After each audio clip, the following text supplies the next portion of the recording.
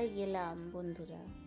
আমি গেছিলাম একটা পরিশোনার অন্নপ্রাশনে। দেখো, দুটো ভাই মিলিয়ে আমার পরিশোনাকে আমাদের পরিশোনাকে খাইয়ে দিচ্ছে।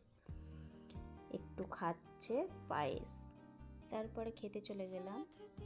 দিল সাদা ভাত আর ঘি আর লেবু আর শুক্তো দিয়ে খেতে খেতে চলে এলো বাটার ফিশ ফ্রাই।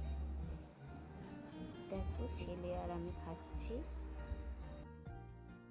আমি নিলাম না ডাল বন্ধুরা, বাকি সবই নিয়েছি। দিল পমফ্লেট আর ফুলকপি চিংড়ি, সবই খেয়েছি, একটু একটু সবই খেয়েছি।